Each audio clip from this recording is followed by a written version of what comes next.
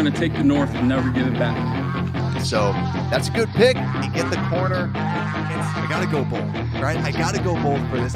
Yeah, she's got some nice. Welcome back to the Unbearable Sports Podcast. I'm your host, Brad Barron. Make sure to like and subscribe out there on YouTube and rate the show 5 stars everywhere that you get your podcast, especially Apple Podcasts, because we will be giving away a Darnell Wright jersey once we reach 58 5-star reviews. Link down below in the description. Even if this is your first time listening to the show, you are eligible. Just rate 5 stars. How are we doing? We're live to talk about predicting what the Bears are going to do this offseason. Now, tomorrow, I actually have an idea for another version of it because we kind of have 2 different options, right? Keeping going after Caleb Williams or keeping Justin Fields. So today, we're going to be doing one of those options, and then tomorrow, I'll be entertaining the other option, just so we kind of get the 2 different sides of the coin of what could the Bears really do. Now, I'm not going to be going down, what about Drake May? I mean, maybe. We'll see how this season ends up going, but today, I really want to break down kind of some cap casualties, some re-signing of players, free agents, mock drafts, and just kind of review an overall haul. I have a very interesting way that I kind of want to take this, and I hope that you enjoy it just because I kind of wanted to base this off of the Houston Texans. That's kind of the model that I'm taking is what did the Houston Texans do last year? We're going to try and emulate that with this mock draft. So let's get this show started, shall we? And let's start with the cap casualties. And let's look through who some of these cap casualties might be. Now, we'll definitely talk about this at a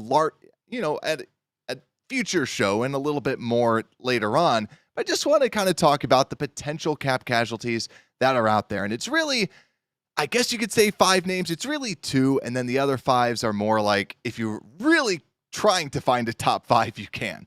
So number 1 is Eddie Jackson as potential cap casualties. If he gets cut, it's a $12.5 million in savings. Now, I love Eddie Jackson. I love what type of a leader he has been for this Bears team. But $12.5 million? Yeah, we might need to cut him then. And then Cody Whitehair, $9.1 million in savings if he gets cut. Had a very bad year last year. But then when we talk about people that underachieved, Nate Davis really did underachieve. And something that I'm kind of curious out there that I kind of want to know from just you watching right now, later on or currently, Nate Davis.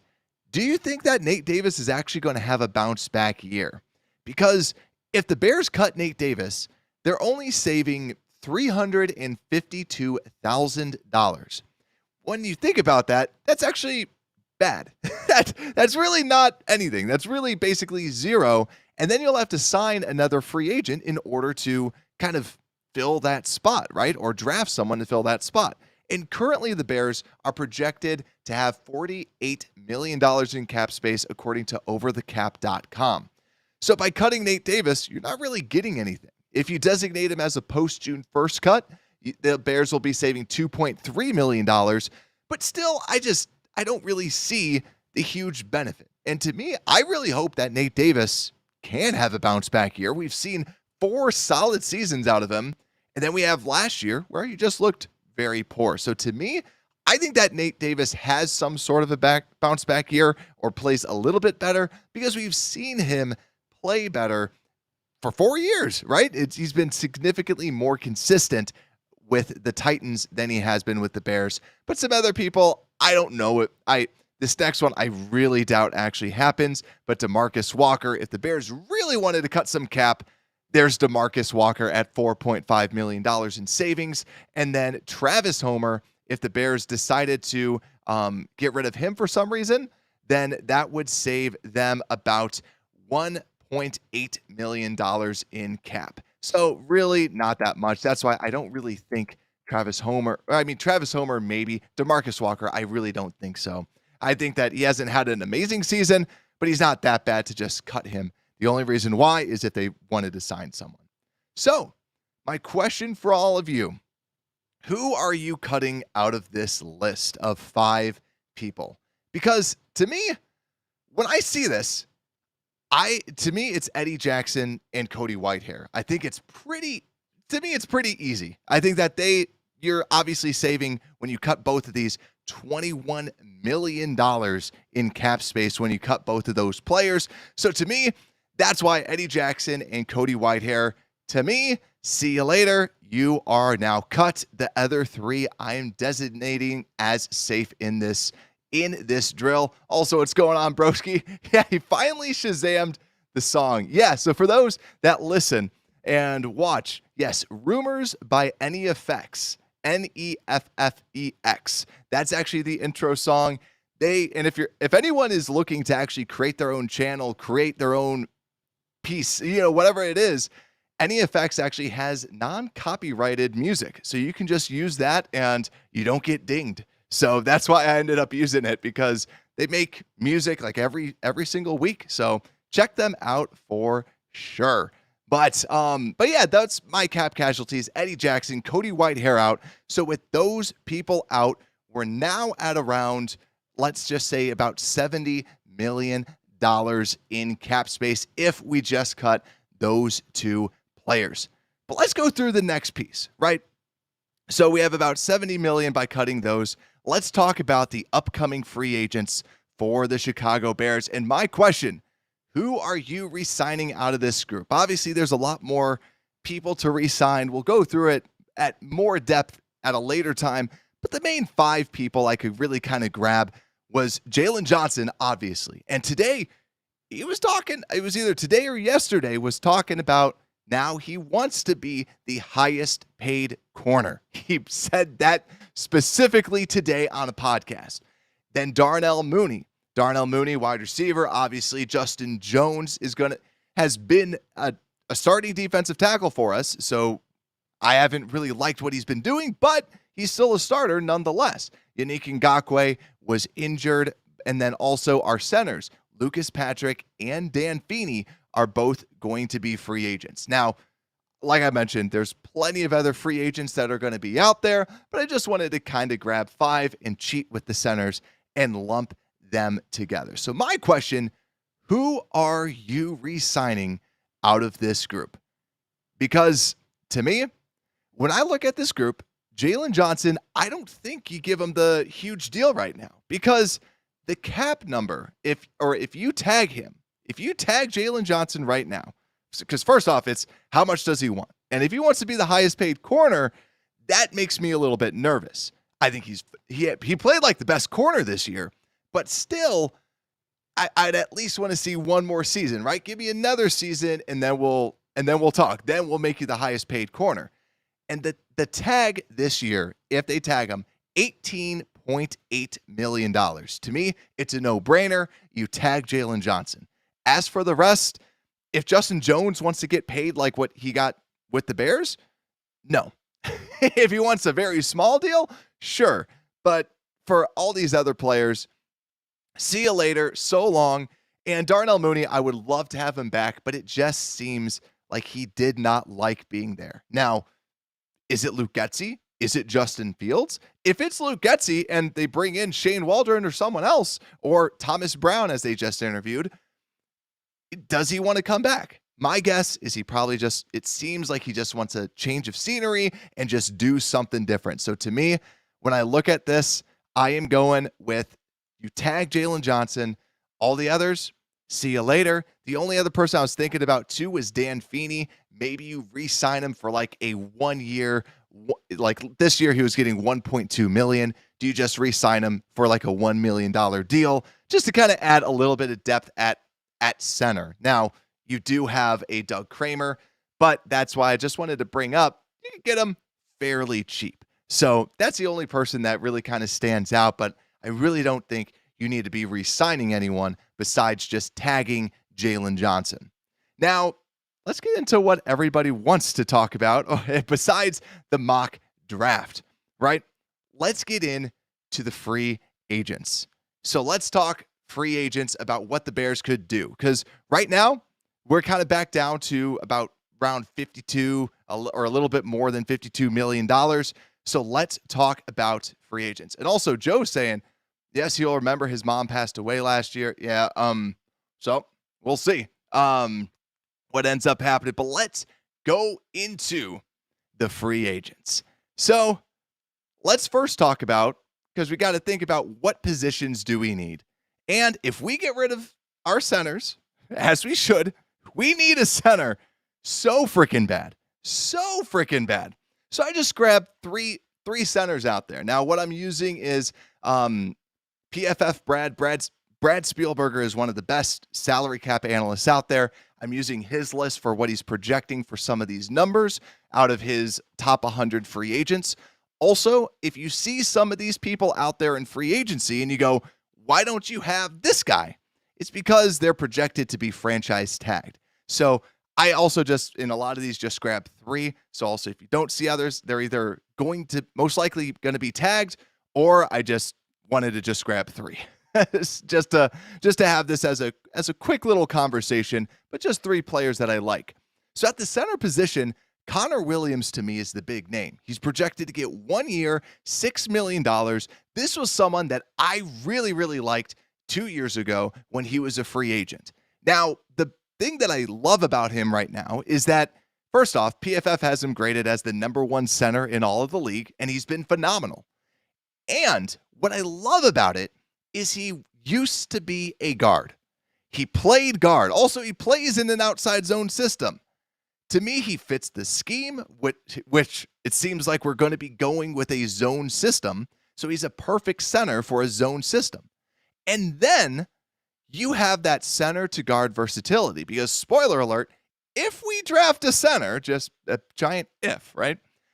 If we draft a center, what I love about this, and let's just say that Nate Davis does not recover and he does not play as well as he was, Connor Williams can shift over to left guard. You have your rookie starting at the center position. Now you have Tevin Jenkins over at the right guard spot, and now this line looks better. That's why I really like Connor Williams. The downside, he tore his ACL in week 14, so the big question mark is, when will he come back? Because if they don't think he can be back at week 1, I don't really see the Bears looking his way unless they do have Dan Feeney or a veteran that can fill in his place for the first couple weeks at least.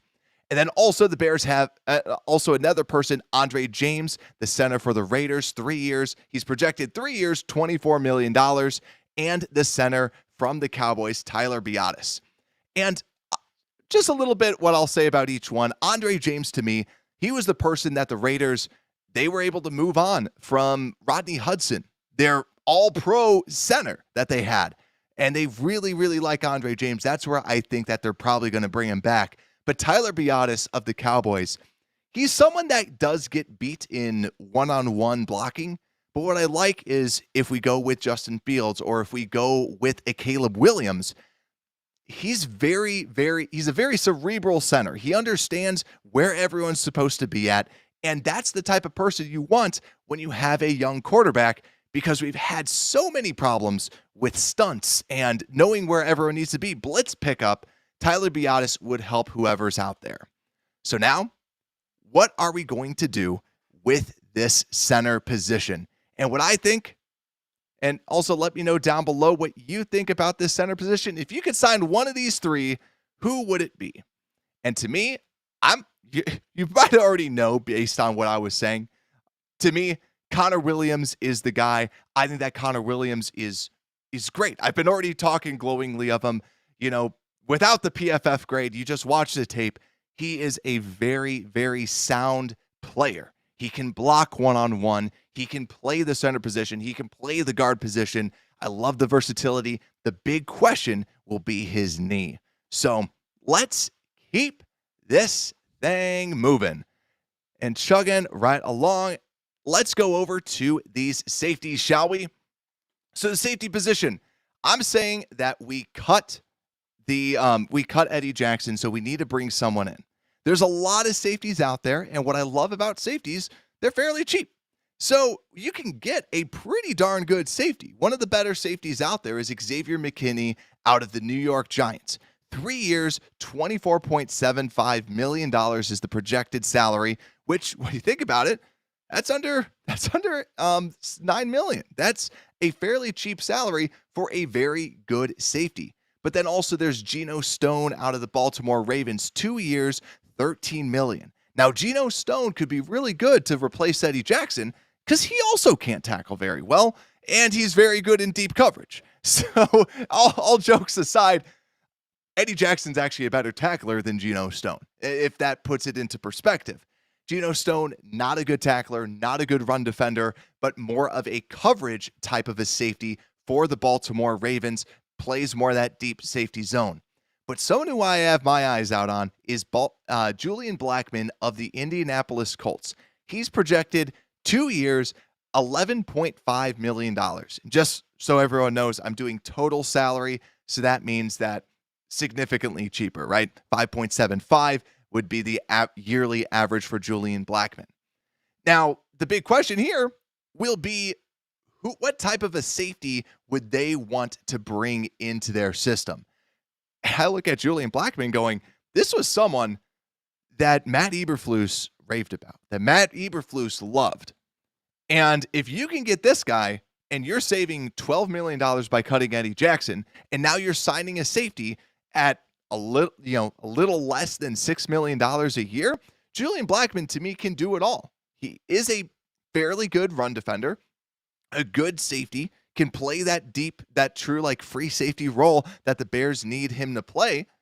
I love the idea of a Julian Blackmon. I think that Julian Blackmon to me is phenomenal. Xavier McKinney we could potentially get just because of the extra. You could spend a little bit more money, and he's probably arguably the better player. Geno Stone is also a little bit better at coverage than Julian Blackmon, but I like Julian Blackmon's all-around game a little more, and I do think that the Bears are going to look at that and go, wait a second, this is someone that I want to get for my system. So that's why, to me, I'm going with Blackmon, but let me check out what the comments are saying, because I have not checked that recently. Bears Junkie, welcome back, and seeing that out there. Broski says, I know nothing about these free agent safeties. And then Albert saying, build the O-line and D-line through the draft. I like that. And then also Albert saying, all 5 needs to be cut. Yeah, we can draft a safety and OG. And then Albert saying, 2, re-sign Johnson and Mooney. I really hope that we re-sign Mooney. Like, that's what I'm saying. And then also Jason saying, Connor Williams makes too much sense. I 100% agree. It's just like, it's a match made in heaven. Like, as long as his knee works, I think we'll be good. But yeah, it makes too much sense, I feel. But yeah, I really do hope that the Bears can find a way to re-sign Mooney. I really hope it's Getsy. I hope that it has nothing to do with Fields. It has everything to do with Getsy. But I can't say that with utmost confidence, because when I rewatch the tape, every time I watch the tape, I go, man, Justin, your boy Mooney is wide open, man. Like, you got to hit that throw. So yeah, but then also Albert saying we can draft a safety. Yeah, there's a good handful out there. And yeah, Blackmon, best bang for the buck. I was looking at that. I'm like, $6 million? Heck yeah. Like, under $6 million? Let's go with that, right? So let's continue, shall we? We need to sign more people, right? And don't worry about the money. I actually have the money on the side right now that I'm just kind of keeping track of this. Wide receivers. Now, wide receivers was one of the hardest graphics for me to make, and I just kept it to 5 wide receivers because there's a lot out there. And I'm just going to kind of read off a couple of the wide receivers that are out there. The number 1 is T. Higgins. He's most likely going to be franchise tagged. Michael Pittman is also most likely going to be franchise tagged. Mike Evans might hit the free agent market. We'll just have to see. I don't know. Something about it just makes me feel like he's going to be a Tampa Bay Buccaneer for life. Then there's Marquise Brown. He's going to probably hit the open market, but his hand's not too great. Calvin Ridley probably going to get franchise tagged with the amount of draft capital that they did send over to him. But now let's talk a little bit about 3 that I have up on the screen. 1, I have Tyler Boyd. So Tyler Boyd had a down year this year for the Cincinnati Bengals. The entire team had a down year. And Tyler Boyd is someone that is projected 2 years, $17.5 million. These wide receivers get more money, so $8.75 million per year. He's that big body slot. He's just around 30 years old, so he is getting up there in age, but he could be a potential target that can really replace and be more of a big slot out there if the Bears wanted to go after him. And I think that it really does determine who the offensive coordinator is. Some people really like the big body slot, some people don't, but I think that's just going to be more of a matter of preference.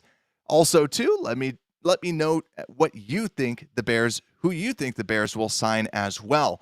But next player is Curtis Samuel from the Washington Commanders, 2 years, $18 million.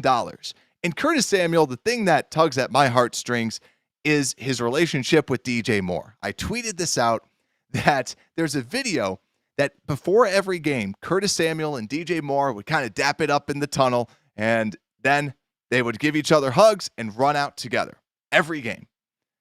But then after Curtis Samuel got traded, they both did the same celebration the next game without each other being there. They're really good friends, really, really good friends. And to me, if you want to get someone that is a really good playmaker in Curtis Samuel, now he's never broken 1,000 yards like Darnell Mooney has. If you want a good playmaker like a Curtis Samuel, you can get him for about $9 million and a good friend of a one DJ Moore. But let's talk too about Kendrick Bourne. Now, Kendrick Bourne is someone that I also really like. Now, unfortunately, he did tear his ACL, and that was around in week 8, I believe. But to him, Kendrick Bourne is a very, very good athlete. He blocks really well. He can kind of do it all at the wide receiver position. If this was the Luke Getsy offense, I could see, wait, he can block? Sign him up.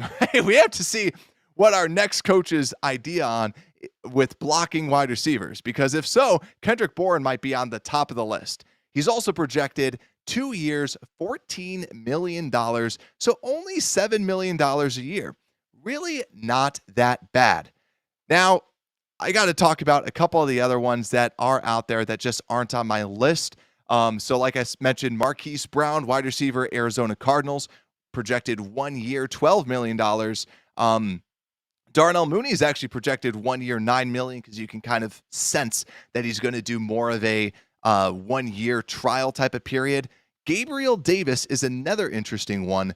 1 year, $12 million is kind of where he might go. And that's someone that's incredibly interesting. He's a vertical threat, has always been a good wide receiver. He's never been a great wide receiver or elite wide receiver. He's always just solid. But at the price of $12 million, is that too much for a Gabe Davis? And then obviously Odell Beckham Jr. projected 1 year, $10 million. And then I'm just going through the list. And that's kind of the top 10 wide receivers from Brad Spielberger's article. So I just wanted to kind of go through that. But who do we all have? I'm seeing out there, we have some Tyler Boyd. Yeah, right? I thought Boyd was young too. I thought Boyd was like 25, 26, and I was like, 30? Since when did he turn 30? I did not know this. But looking at this, to me, I got to go Curtis Samuel. Curtis Samuel has the connection with DJ Moore. I like the idea of getting more playmakers out there. I think the price is good. And you have someone, you pair him up with his friend, and you get that chemistry going. I think that's a good piece. But why aren't we signing multiple ones? Because we're going to be drafted. We have to draft a wide receiver. I think that's what Ryan Poles is probably going to do. This is a fairly deep class of receivers in that kind of early second. I think that's the thing. There's not a lot of late first, I would say, and just going through the receivers. It's a lot of the early second rounders that I'm seeing that are out there that the Bears could really take advantage of. So we've signed a wide receiver. We've signed a center. We've also signed a safety. There's another position that we need a lot of help with. Let's go to the defensive line, shall we? And I just kind of paired this up. I threw 5 altogether. There's a lot of defensive linemen. And let's start with the biggest name out of all of them. The number one free agent this year who the Kansas City Chiefs might not be able to re-sign. There's a lot of rumors that he might actually be able to hit the free agent market. To me, I see this and I go, I think that they're going to tag him and trade him. We saw this with the Devontae Adams. Why else would you not want to tag and trade him? And I believe his tag hit would be all the way up to $33 million, I believe, because of what they've already done with his contract. That might be incorrect, but basically, I could just see them tagging and trying to tag and trade him. But I just want to know, are you willing to invest $30 million a year for Chris Jones, who is arguably the best defensive tackle that's playing right now? Are you trying to put that much capital into a defensive tackle? Because what's the most important position in the Tampa 2? Or one of the three? That 3 technique is something that has been evading the Bears for so long with this team. 2 years, right? 2 years, we haven't had that really great 3 technique. Justin Jones, we brought him in. We unfortunately did not play well. But now when you look at the defensive tackle position for the Bears, we have Javon Dexter. Javon Dexter's been looking a lot better, taking a lot of steps. And for me, he's been taking a lot bigger steps than I was expecting. Then you have Zach Pickens. Zach Pickens has kind of flashed a little bit. And then we have Andrew Billings. Chris Jones also can play. He also plays a little bit of defensive end as well. So are we wanting to sign Chris Jones at the defensive tackle position? Because for me, I'm very interested. Anytime that you can get an elite Hall of Fame player, because the Bears have talked about adding, like when you add Montez Sweat, you get the Tez effect. When you add Chris Jones, you get the Chris Jones effect, where he just takes everybody up the next level. So to me, I'm very, very interested in Chris Jones. But let's talk about Danielle Hunter.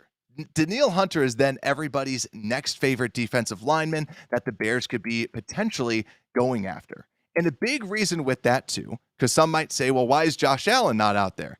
Josh Allen projected to get franchise tagged. Brian Burns projected to get franchise tagged. Christian Wilkins projected to get franchise tagged. So a lot of these players, a lot of the really good players, most likely get franchise tagged.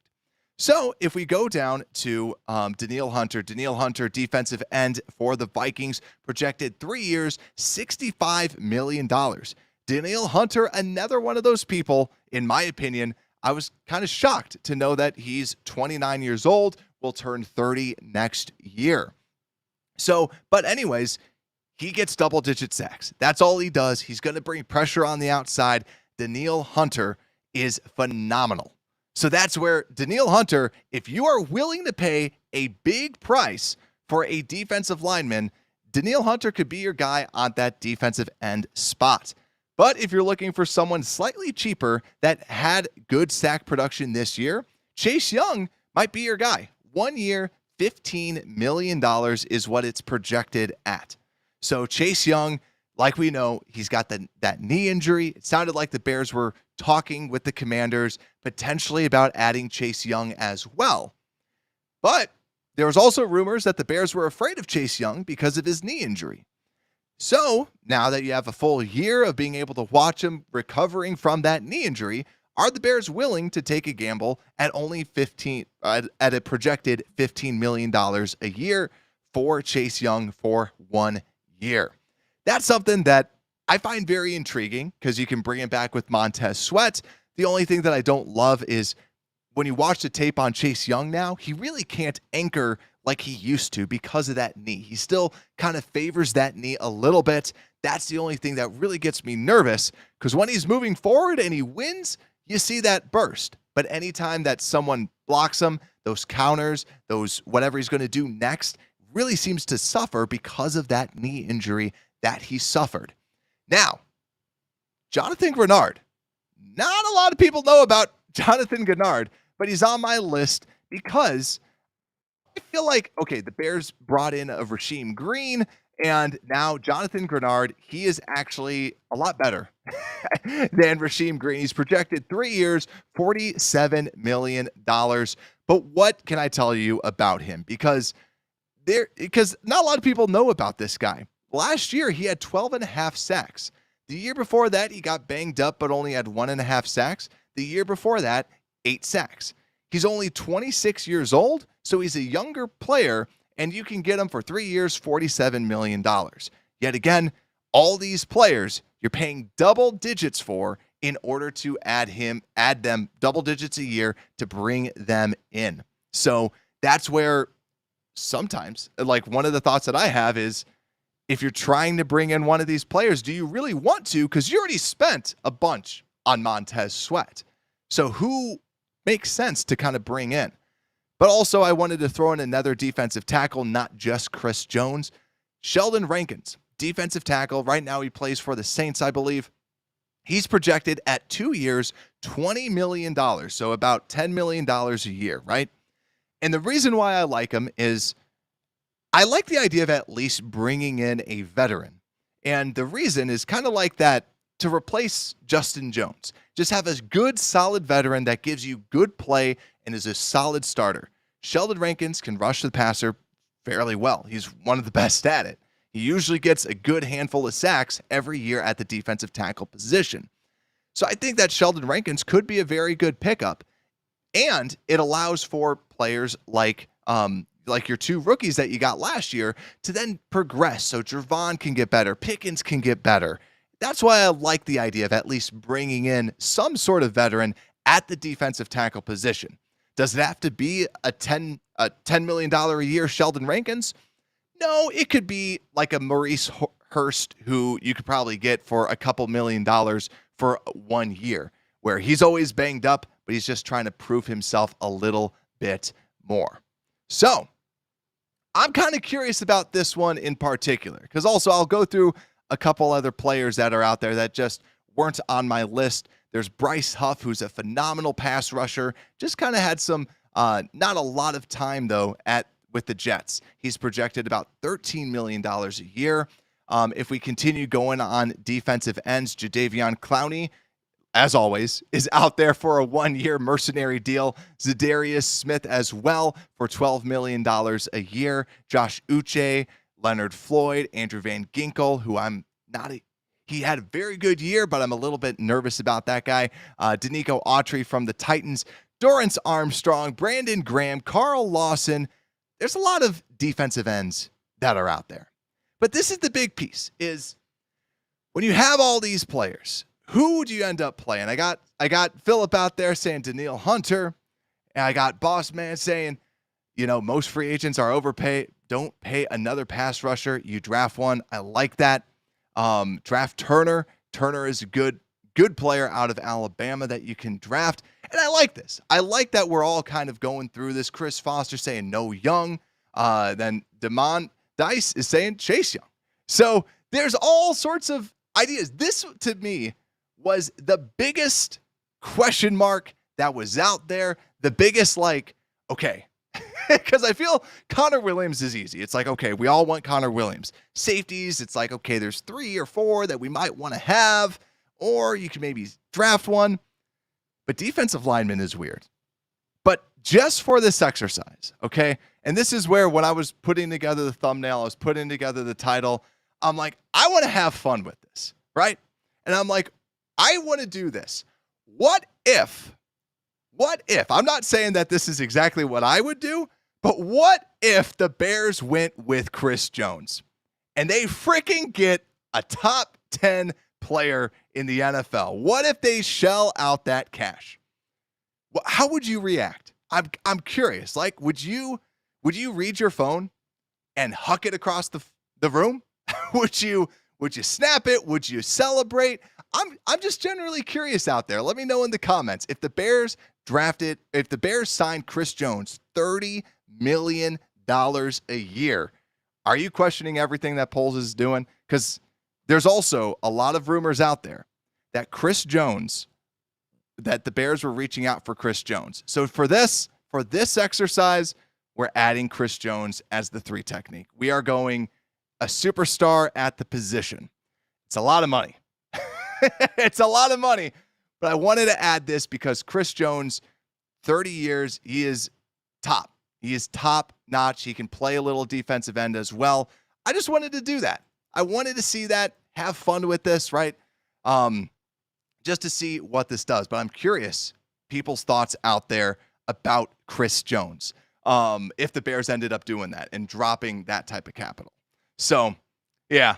But let's go through this and just see what we have currently before we go into the draft, because I have another scenario that I'm going through with the draft. And I'm excited. I'm excited to see this. I know there's going to be some people pissed, but I'm actually really excited to see what's going to happen.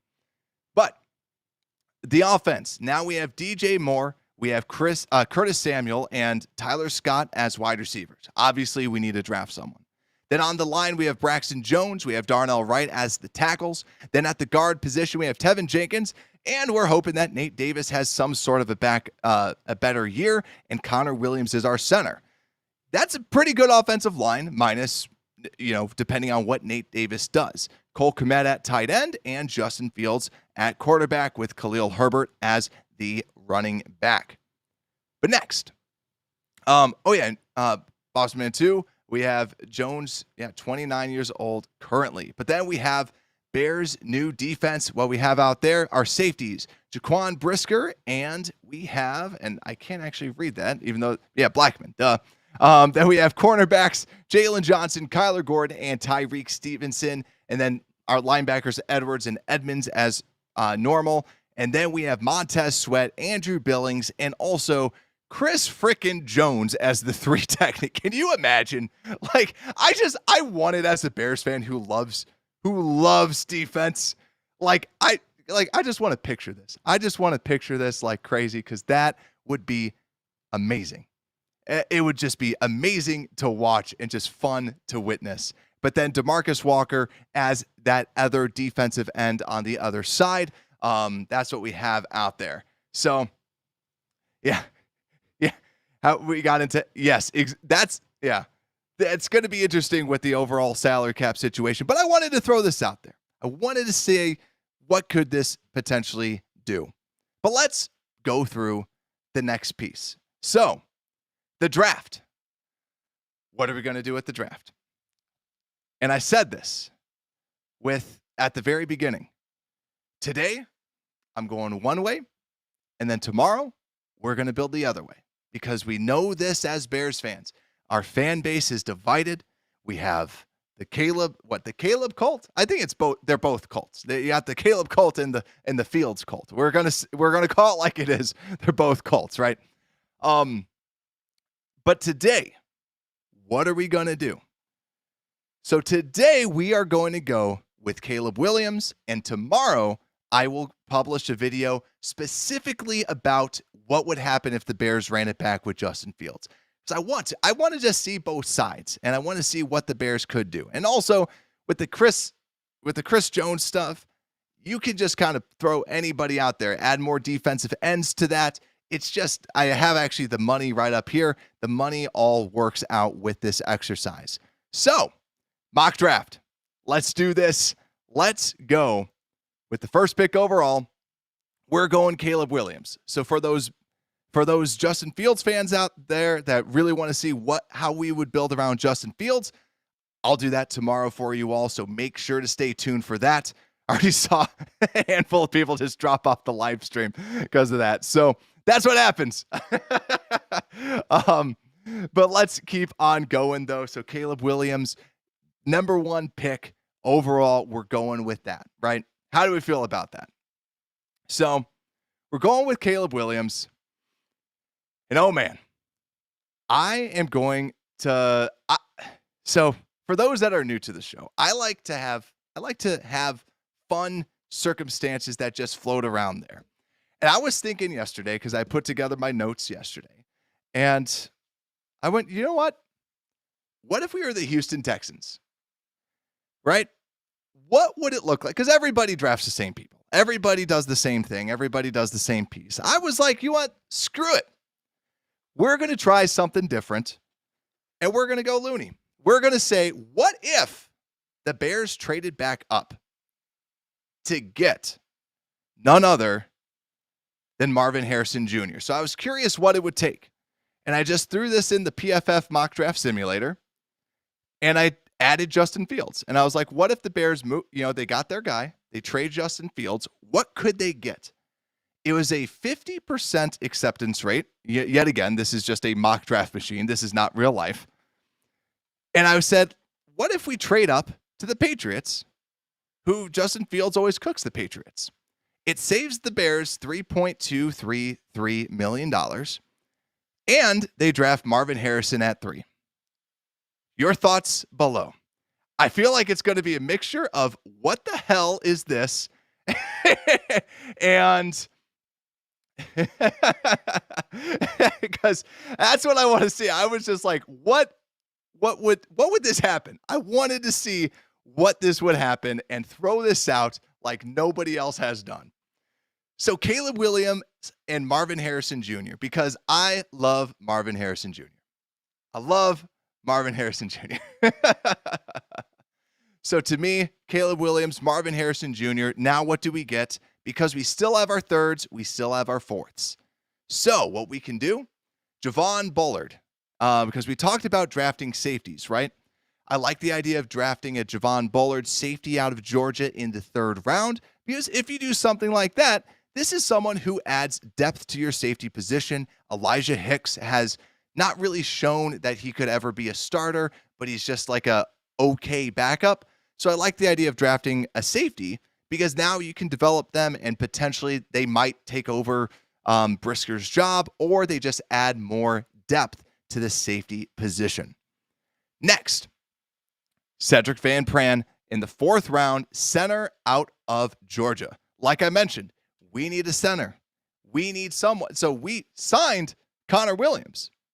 We have Connor Williams at the center position, but now we can draft one of the better centers in all of the draft in Cedric Van Pran in the 4th round, and now he can compete for that starting center job.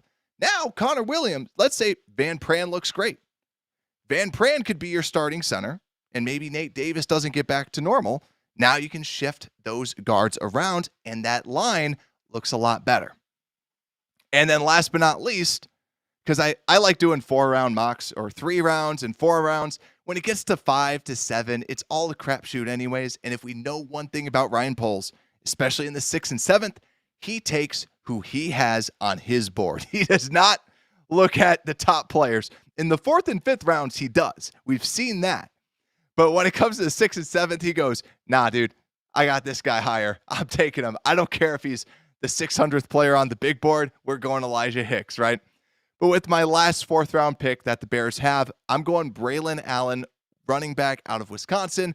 Why? Because I enjoy the Bears drafting running backs. Braylon Allen, very young, highly talented. Think of him as an off-brand version of Jonathan Taylor. So someone to just kind of reload that running back position as Deonta Foreman gets, as he potentially tests out the free agent market. So, like I said, we pulled a Houston Texans. We went back up and grabbed 2 blue chip players, Caleb Williams, Marvin Harrison. What do we think about that, right? I also hope people enjoyed this at least, right? So this is where, yeah, thank you, Jay. Like, I was thinking about this, I was like, this is a interesting idea. Let's flutter this out there. The thing that I don't like about this, the thing I really, really, really don't like about this trade, when you trade up, like if they trade up and get Marvin Harrison Jr., it's great because we get Marvin Harrison Jr., but as we all know, like I don't hear enough people talking about this, but if the Bears trade that 9th pick back, the Bears are in a very good spot. Because let's just say hypothetically, if they go with Caleb Williams, and they trade Justin Fields to, like, let's say the Atlanta Falcons. The Atlanta Falcons are the 8th pick in the draft. And after the Bears, you have 3 teams at 11, 12, and 13 that all want quarterbacks. The Bears could be in a really good spot to say, if anyone wants a quarterback, trade up with us.